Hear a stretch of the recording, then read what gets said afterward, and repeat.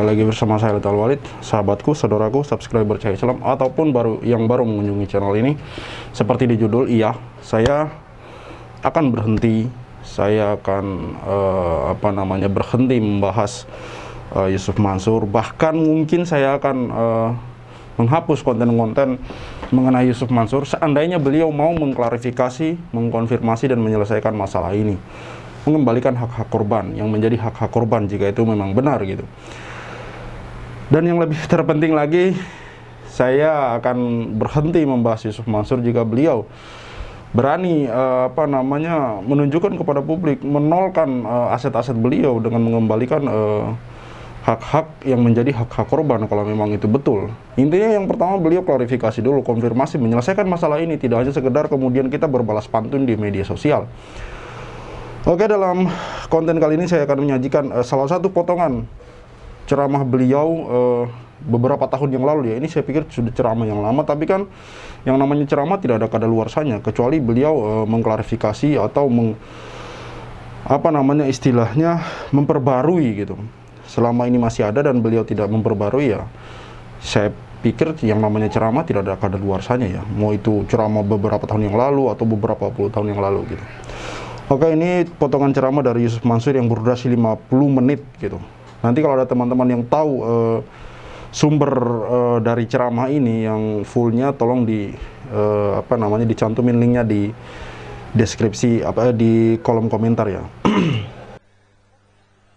Apa ya? Ya, tinggal berapa? Tinggal kurang lebih 500.000 ada di ATM. Tangan dong. Oh, iya. 500.000 itu 500.000. Ini sekali, sini, cek. Siapa di antara saudara, kan belum tentu semua punya toh. Siapa di antara saudara yang pengen punya duit cash 10 miliar rupiah? Oke, kalau pengen punya 10 miliar, lu sedekah 1 miliar dong. Ada enggak? Oke, kalau enggak ada, start dari 100 juta. Ada enggak? Kalau enggak ada, start dari 10 juta. Ada enggak? Kalau enggak ada, start dari 1 juta. Ada enggak? Enggak mungkin enggak ada. Kira-kira begitu. Mulai perjalanan tuh mulai. 500.000, bang.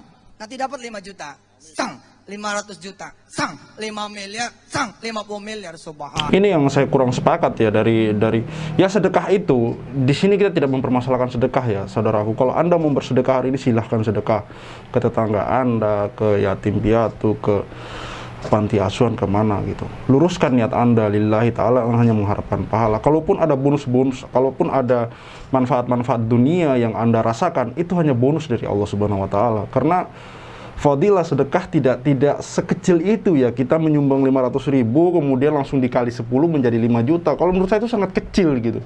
Sementara fadilah sedekah itu untuk akhirat sangat besar sekali. Kalaupun nanti kawan-kawan yang bersedekah kemudian mendapatkan manfaat-manfaat dunia, seperti misalkan tiba-tiba ada rezeki yang tidak terduga, itu hanyalah bonus dari Allah, bukan menjadi tujuan utama kita ya. Tolong dicatat, ini bukan masalah sedekahnya, tapi masalah niat kita.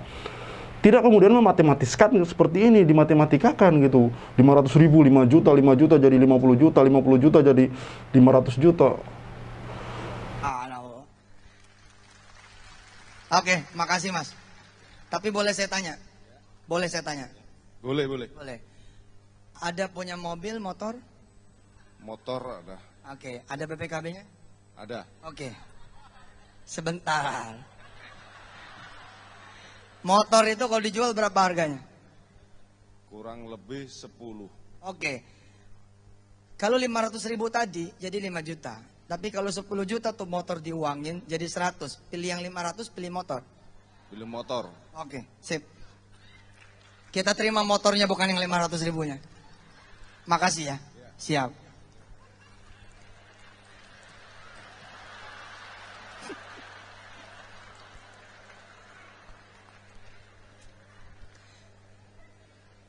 Coba saya pengen, barangkali ada satu orang yang luar biasa yang punya mobil yang mau dialog sama saya. Woi, di depan kita ini. Kasih tepuk tangan dulu. Mas siapa namanya? Rojak Bedugul. Rozak Bedugul. Itu Bedugul nama apa? Bedugul itu danau di Bali, tapi saya singkat Rojak Beduit, ganteng dan usaha lancar. Rozak Beduit ganteng usaha lancar, ya. Oh Bedugul ya, Bedugul. So, saya visit there. Mas, tadi saya bilang siapa di antara saudara semua yang punya mobil yang pengen dialog sama saya. Mas mobilnya apa? All New Avanza. All New Avanza. Kalau beliau salaman sama saya,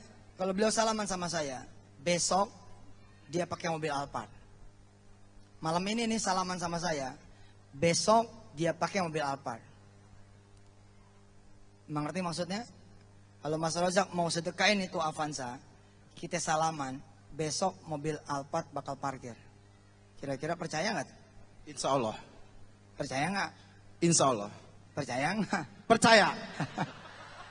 Ini yang saya menjadi catatan kecil saya ketika siapa ini Pak Rohmat apa siapa ini audiens ini mengatakan insya Allah, menurut saya itu sudah benar. Bukan menurut saya ya, memang ajaran agama kita itu ketika kita menentukan sesuatu apa ya kita insya Allah gitu. Tapi di sini dia menanyakan sampai beberapa kali gitu, kayak kesannya kurang yakin dengan insya Allah apa bagaimana, sampai kemudian percaya baru dia berhenti menanyakan gitu. Dia menanyakan sampai berapa kali, percaya nggak? Insya Allah percaya nggak? Insya Allah percaya nggak? Percaya baru dia berhenti. Ente ragu dengan kata insya Allah gitu.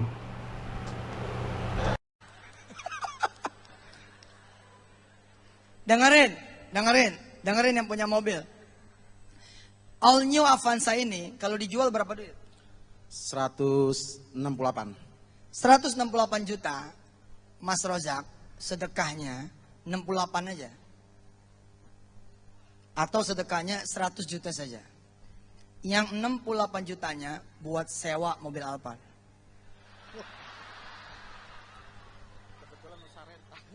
Lihat. Kalau mobil Alphard kita pakai dari tangan pemakai, maka insya Allah biaya sewanya itu kurang lebih 20 juta per bulan. Kalau beliau kemudian sewa mobil Alphard dengan anggaran 60 juta, beliau bisa pakai mobil Alphard itu 3 bulan. Tapi nggak ada yang nyewa, Ustadz. Tapi nggak ada yang nyewa. Oke, kalau nggak ada yang nyewain, mobil Kijang. Kijang itu kira-kira 10 juta udah paling baru. Berarti kalau Mas pakai mobil Kijang, sewanya itu bisa 6 bulan, betul? Ya. Saya kasih tahu cara seperti ini. Begitu sedekah nih Avanza, Mas nggak hilang mobil. Karena tetap punya mobil, yakni mobil Kijang. Bedanya, mobil Kijangnya ini sewaan. Oke? Bisa dipakai selama 6 bulan. Bagaimana kemudian nanti bulan ke-7? Bulan ke-7 kita serahkan sama Allah Subhanahu wa taala. Allah akan mengganti 100 juta dikali 10, 1 miliar. 1 miliar beli aja mobilnya lagi. Subhanallah. Mau salaman kira-kira? Subhanallah. Luar biasa. Mobil Avanza. Makasih Mas Rozak. Siap. Oke, pilihan ada di tangan saudara semua. Saya Yusuf Mansur, tidak ada hak buat saya untuk memaksa saudara-saudara semua bersedekah. Orang-orang miskin menunggu saudara semua. Kanan kiri saudara menunggu saudara semua. Banyak orang-orang susah sekitar saudara yang membutuhkan saudara semua. Hari ini saya cuma meminta kepada saudara semua, berpikir ulang tentang modal yang Allah berikan kepada kita semua. Buat apa mobil Avanza kira-kira kalau kemudian tidak dia beruseful? Dengan kita kemudian niagakan di jalan Allah Subhanahu wa taala, ternyata beliau sudah tahu. Subhanallah, 100 juta itu bisa membahagiakan berapa ratus orang. Sudah bisa membahagiakan berapa ribu orang. Sudah bisa memberi makan berapa ribu orang. Subhanallah. Baik saudara-saudara semua yang dirahmati Allah, saya tutup dengan satu kalimat kecil saja. Kita tidak memberi kepada Allah saja, Allah memberi kepada kita. Apalagi kita kemudian mau memberi kepada Allah, tentu Dia akan lebih memberi lagi kepada kita. Sebagai penutup, kita punya tausiah. Siapa di antara saudara yang tadi ngacung, saya juga ikutan mendahului. Kebetulan saya bawa nggak banyak ini. Saya bawa juga tidak banyak, tapi saya di mobil masih ada. Insya Allah saya pun ikut ngosongin untuk bersedekah pada malam hari ini. Semua di antara saudara semua maju ke depan, kita bersedekah. Terima kasih. Wassalamualaikum warahmatullahi wabarakatuh. Silakan turun ke bawah. Ya itu istilah-istilah ngosongin dari Yusuf Mansur itu yang pengen saya lihat buktinya gitu dari kata-katanya gitu.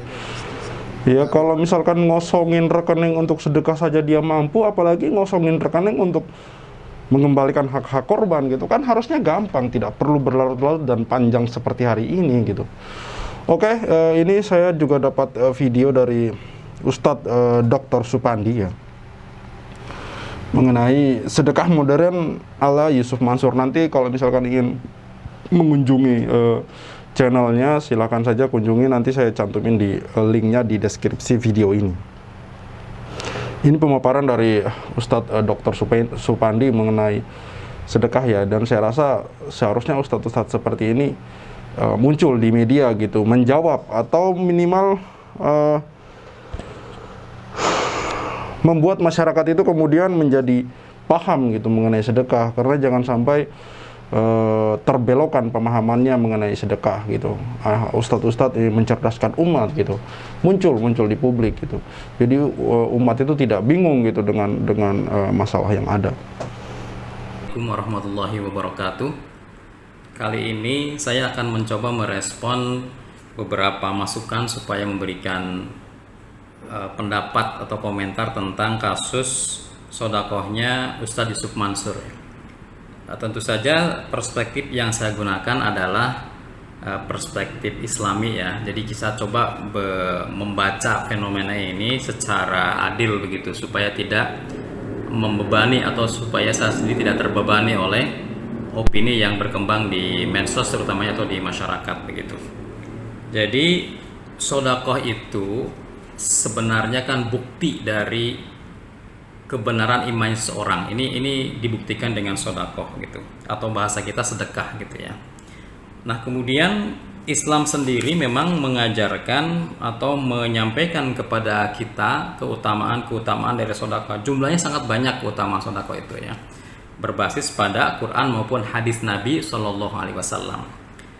Misalnya gini, coba saya bacakan ini. Saya dulu pernah menulis buku tentang keajaiban sodakoh juga pada tahun 2000 berapa itu, 2010 ya. Buku saya diterbitkan oleh Pustaka Iltizam tentang keutamaan sodakoh. Nah di antara keutamaan itu adalah membersihkan harta. Jadi sodakoh itu bertujuan untuk membersihkan harta, karena harta yang diperoleh seseorang belum tentu milik mutlak total, milik mutlak dia sendiri. Allah mungkin menitipkan hak orang lain ada pada dirinya. Nah ini yang jadi soal, sehingga perlu dikeluarkan untuk menyucikan mereka ya, menyucikan para pemilik harta itu. Misalnya Allah menjelaskan di surat At-Taubah ayat 103 itu, khudh min amwalihim shadaqatan tutahhiruhum wa tuzakkihim biha wa sholli alaihim inna sholataka sakanun lahum wallahu samiun alim. Misalnya begitu ya. Ambillah zakat dari harta mereka guna membersihkan dan menyucikan mereka, dan berdoalah untuk mereka. Jadi fungsi sedekah yang disebut ayat ini sodakoh ya, para mufasir ada yang mengartikan zakat gitu, itu untuk menyucikan, membersihkan para pemiliknya. Kemudian sodakoh itu juga memang melipat gandakan pahala. Jadi Allah menegaskan di Al-Baqarah ayat 261 itu, mathalul ladzina yunfiquna amwalahum fi sabilillahi kamathali habbatin ambatat sab'a sanabila fi kulli sumbulatin mi'atu habbah. Jadi yang dilipat gandakan di sini itu oleh Allah Subhanahu wa taala adalah pahalanya ya. Pahalanya berlipat. Itu seperti sebutir biji yang menumbuhkan 7 tangkai. Pada setiap tangkainya ada 100 biji. Jadi berlipat-lipat sampai 700 kali lipat ya. Bahkan di akhir ayat wallahu yudha'ifu liman yasha, Allah masih melipat gandakan lagi pada siapa yang Dia kehendaki. Allah tidak hitung-hitung lagi, mungkin lebih dari 700 kali lipat, mungkin 1000 kali lipat dan seterusnya. Itu sudah terserah Allah saja. Nah itu keutamaan sedekah. Nah kemudian memang di dalam sejarah begitu, di dalam di dalam hadis-hadis dijelaskan mengenai keutamaan bersedekah secara material ya. Jadi memang ada yang Allah berikan balasan langsung gitu. Jadi ketika seorang bersedekah, memang Allah lipatkan pula balasannya dalam bentuk materi, itu ada ya. Misalnya ini saya ceritakan kisahnya Ummul Mukminin Aisyah ya. Itu di buku saya juga saya tuangkan itu. Jadi suatu ketika itu Ummul Mukminin sedang berpuasa dan tidak memiliki makanan kecuali sepotong roti kering gitu. Kemudian Aisyah memerintahkan pelayannya supaya memberikan roti kering itu kepada peminta-minta. Jadi ada peminta-minta yang datang kepada Aisyah ketika itu. Kemudian si pelayannya mengatakan, tidak ada lagi makanan untukmu saat berbuka. Kata Aisyah, berikan roti itu kepadanya. Jadi dia mengulang perintahnya. Maka pelayan itu pun kemudian memberikan dengan berat hati, karena itu memang jatah makanan tuannya ya, Siti Aisyah itu. Nah di sore hari itu sebelum waktu berbuka datang, itu mereka dikejutkan dengan hadiah seekor domba dari seseorang yang tidak disangka-sangka. Jadi Aisyah bersedekah dengan sepotong roti, kemudian sore harinya ada hadiah seekor domba. Maka Aisyah pun kemudian berbuka dengan daging domba itu. Nah, ia berkata kepada pelayannya ketika itu, makanlah makanan ini lebih baik daripada sepotong rotimu tadi ya. Jadi ini ada balasan dari Allah yang cash berupa materi juga ya. Misalnya lagi ketika seorang budak yang dermawan ya. Budak dermawan itu, si budak ini tukang penjaga kebun ya. Kemudian ketika siang hari ada seekor anjing yang menjulur-julurkan lidahnya karena kehausan dan kelaparan. Kemudian si budak itu mengasih roti yang dia punyai, yang jatah makan dia, maka diberikan itu. Nah, habis roti itu dilahap oleh anjing itu, kemudian anjing itu masih duduk di situ dan meminta lagi, menjulurkan lidahnya, masih meminta minta makanan kepada si budak itu.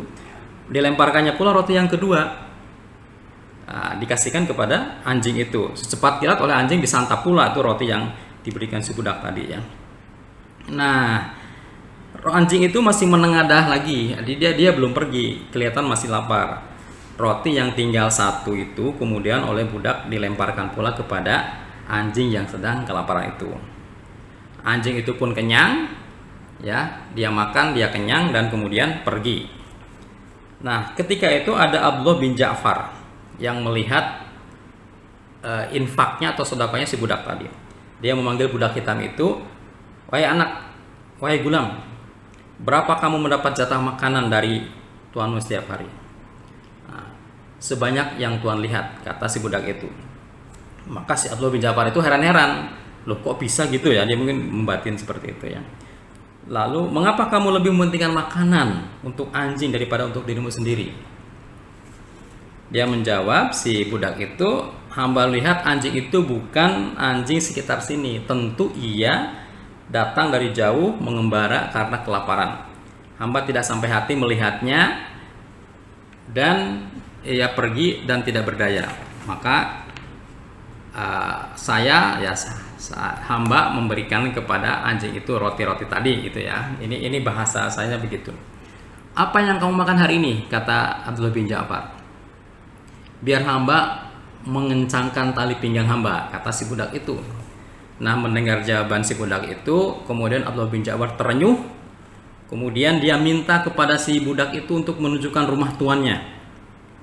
Nah, setelah datang ketemu dengan tuannya, Abdullah bin Ja'far membeli kebun yang tadi ditunggu si budak itu, kemudian kembali kepada si budak dan dikatakan kepadanya, "Kebun ini telah kubeli dari tuanmu dan kamu pun telah aku beli pula. Maka mulai saat ini kamu saya merdekakan dari perbudakan.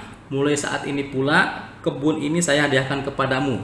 Hiduplah kamu dengan bahagia bersama nikmat Allah dalam memelihara kebun ini." Itu perkataan Abdullah bin Ja'far kepada si budak tadi. Ya, yang ingin saya katakan di sini memang banyak peristiwa-peristiwa masa dulu yang menunjukkan balasan Allah secara cash ya, berupa materi kepada orang-orang yang bersedekah. Dan itu banyak ya kasus-kasus itu. Beberapa saya ungkapkan di buku saya itu sedekah ya, cara ajaib menjadi kaya itu. Tapi semuanya bersriwayat, saya tidak mengada-ngada dari rujukan-rujukan yang saya baca dari beberapa kitab.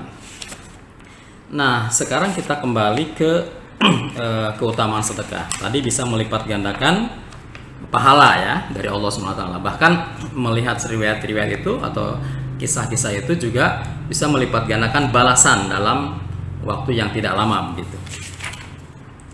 Nah, sedekah juga itu bisa mengobati penyakit-penyakit jasmani dan penyakit hati ya. Itu saya lompat aja, ini bedah buku saya sedikit ya. Kemudian orang yang gemar bersedekah akan dipanggil dari pintu sedekah ketika di jannah nanti di sana ya. Sedekah juga menghapus kesalahan sebagaimana api menghapus atau memadamkan sebagaimana air memadamkan api ya. As-shadaqatu tudfi'ul khati'ata kama yudfi'ul ma'un naro, kata Nabi SAW. Jadi akan menghapuskan semua kesalahan ya yang bisa dihapuskan dengan sedekah. Kemudian pelindung dari api neraka itu juga bisa fadilahnya ya. Ittaqun naro walau bisyikki tamroh, kata Nabi. Jadi pelihara kalian dari api neraka meskipun hanya dengan sedekah separuh kurma. Kemudian orang yang bersedekah juga akan dinaungi pada hari kiamat. Ya, wa rajulun tasaddaqa bi shadaqatin fa akhfaha hatta la ta'lama shimaluhu ma tunfiqu yaminuhu, dan seterusnya ya. Sedekah juga bisa menolak bala ya. Sedekah juga atau orang yang bersedekah akan didoakan oleh para malaikat dan lain-lain. Keutamaan-keutamaan sedekah sangat banyak sebagaimana diceritakan oleh hadis-hadis Nabi Shallallahu Alaihi Wasallam. Nah, sekarang merespon apa yang dilakukan oleh Ustadz Yusuf Mansur di dalam aktivitasnya mendakwahkan sedekah gitu. Jadi jujur saja saya memang tidak pernah ketemu langsung dengan beliau ketika berceramah atau menjelaskan sedekah ya. Cuma saya banyak memutar YouTube, kemudian juga mendengarkan gitu ya di medsos juga dan juga di berbagai media bagaimana respon publik terhadap cara atau sistem sedekah yang diterapkan, yang digembar-gemborkan, yang disampaikan oleh Yusuf Mansur ya.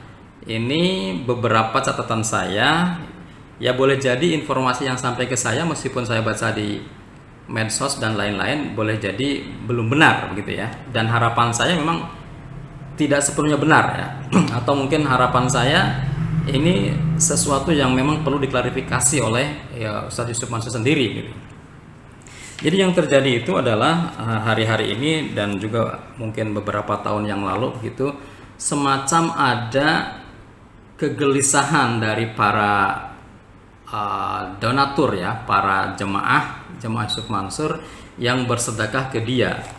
Jadi dalam ceramahnya itu memang beliau sangat bombastis ya, menghasut salah bahasanya, mendorong orang untuk bersedekah ya, terutama melalui dia dengan keutamaan-keutamaan yang bombastis juga itu. Jadi misalnya sedekah lah gitu ya, perintah sedekah, kemudian dalam 40 hari kalian akan mengalami kejadian-kejadian atau balasan-balasan yang ajaib gitu misalnya kan. Kemudian ada juga mutabaah, hari keberapa kamu udah ada mengalami apa, hari keberapa dapat apa, misalnya itu ada mutabaah seperti itu. Nah, kalau dalam hadis-hadis itu tidak dipastikan ya, tidak dipastikan hari keberapa dapat apa, hari keberapa. Jadi memang itu betul-betul keajaiban yang spontan, tidak didramatisir. Nah, kalau catatan saya memang ketika Yusuf Mansur mendramatisir itu, bahkan ada mutabaah, pemantauan hari kesekian, ditanya mengalami apa dan seterusnya itu ya penjelasan yang melampaui dari apa yang dituturkan oleh para ulama tentang hadis-hadis keutamaan sedekah ya. Nah, kemudian juga catatan saya, mungkin di era ini, di era sekarang memang perlu transparansi. Jadi sedekah yang demikian banyak yang terkumpul melalui Ustadz Yusuf Mansur itu alokasinya kemana saja.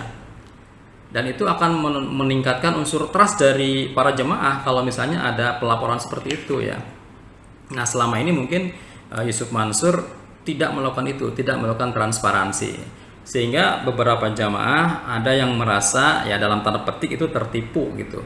karena dijanjikan keutamaan A, keutamaan B, dilipat gandakan hartanya, tapi ternyata tidak ada yang mereka raih. Jadi sedekahnya itu kan para jamaah kan bombastis juga ya, ada yang nyerahkan mobil, nyerahkan motor, uang ratusan ribu, jutaan, puluhan juta dan seterusnya, dengan harapan bisa memperoleh balasan yang dalam waktu singkat dari Allah SWT seperti yang dijelaskan oleh Yusuf Mansur. Tapi apa yang dialami oleh mereka? Ya mereka mengalami kemiskinan ya, karena memang mungkin niatnya dari awal itu tidak diluruskan dulu ya, bahwa sedekah itu memang perintah agama untuk agama pula ya. Kalau dari awal diniati untuk mendapatkan balasan yang cash begitu kan, berupa materi, memang niat ini sepenuhnya tidak bisa dianggap benar ya.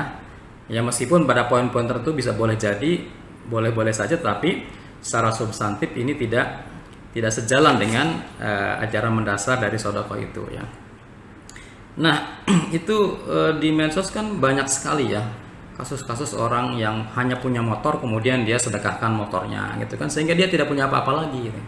Ada orang punya hutang kemudian karena diiming-imingi dapat balasan cash lebih besar, maka sedekahnya besar juga gitu, sehingga akhirnya dia tidak dapat apa-apa, tidak dapat materi balasan dalam waktu singkat ya, justru malah dia bertambah hutangnya. Nah, ini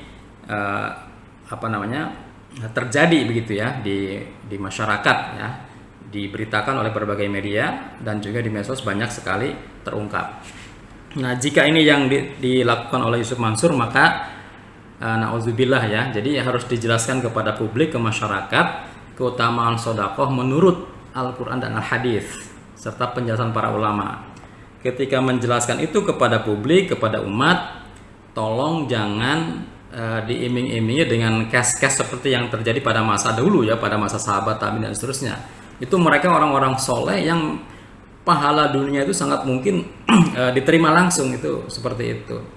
Hari-hari ini kita tidak diperkenankan atau tidak etis lah gitu ya, tidak beradab ketika kita menghasung orang bersedekah kemudian dengan janji-janji balasan Allah cash berupa materi dalam hitungan hari misalnya. Nah itu tidak ada jaminan seperti itu. Jadi tetap kita luruskan saja niat beramal ini karena Allah Subhanahu wa taala ya. Ya selebihnya saya kira apa yang dilakukan Yusuf Mansur itu soal menghasung sedekah, soal distribusi dan penggunaan, saya yakin tetap banyak hal yang positifnya ya, digunakan oleh beliau untuk biaya dakwah, biaya pembangunan mungkin pondok pesantren, biaya lain-lainnya gitu. Ya harapan saya apa yang dituduhkan gitu atau mungkin kecurigaan publik bahwa uang orang sedekah itu digunakan untuk investasi bisnisnya dan lain, itu harapan saya tidak benar ya. Tapi ini saya kira memang Yusuf Mansur sendiri dan tim perlu mengklarifikasi ya. Mungkin transparansi lah, kalau perlu kan dipublish gitu masukan-masukan dari sedekah kemudian digunakan apa saja, itu kan baik juga untuk menambah trust dari para jemaah, sehingga kecurigaan-kecurigaan itu, pertanyaan-pertanyaan yang sebenarnya saya enggan menanggapi, tapi karena banyaknya yang merespon gitu, yang bertanya, ya akhirnya saya harus memberikan opini atau pendapat saya pribadi gitu. Ini saya kira yang disampaikan. Mudah-mudahan kalau yang salah ya ini menjadi tausiah, kalau yang sudah benar ini meningkatkan kualitas amal kita ya. Dan saya kira apa yang saya sampaikan ini bukan untuk memojokkan atau untuk membela satu dua kelompok, tapi apa yang saya paparkan inilah bagaimana Islam mendudukan sedekah, bagaimana adab-adabnya ya, adab dari mulai niat dan mungkin distribusi dan seterusnya, supaya kita kembali ke jalan yang dituntunkan Nabi SAW. Assalamualaikum warahmatullahi wabarakatuh. Ya, di sini Dr. Supandi juga menyinggung masalah transparansi dana dari orang-orang atau donatur-donatur yang sudah mensedekahkan hartanya gitu.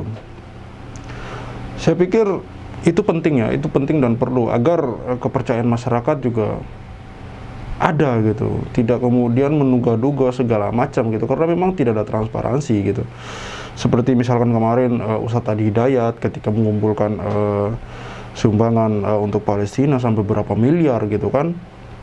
Seperti misalkan kayak NGO seperti ACT dan yang lain-lain kan ada laporan, ada transparansi dana gitu. Jadi publik itu tahu gitu dananya dari mana dan kemana gitu, digunakan untuk apa gitu.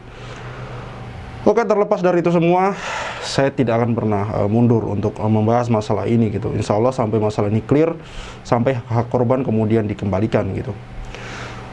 Saya membuat konten-konten seperti ini agar mereka, orang-orang masyarakat kecil gitu, yang tidak punya kekuatan apa-apa selain pertolongan dari Allah gitu, dan kita sebagai saudara sesama muslim, kita saling membantu gitu, agar minimal masalah ini tersampaikan ke Yusuf Mansur kalau memang beliau belum mengetahui masalah ini gitu. Dan semoga saja beliau kemudian mau mengklarifikasi, mengkonfirmasi serta menyelesaikan masalah ini dengan mengembalikan hak-hak korban kalau memang itu kemudian betul gitu, dirugikan sekian juta, sekian puluh juta, sekian ratus juta gitu.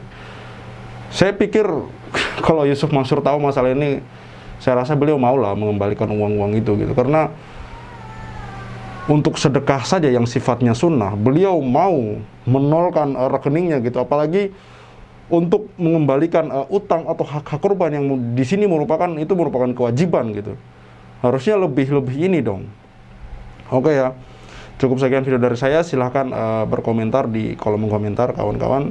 Itu positif, kita dukung saudara-saudara kita yang sekarang sedang bersedih karena hak-haknya belum dikembalikan. Saya Khalid Al-Walid. Assalamualaikum warahmatullahi wabarakatuh.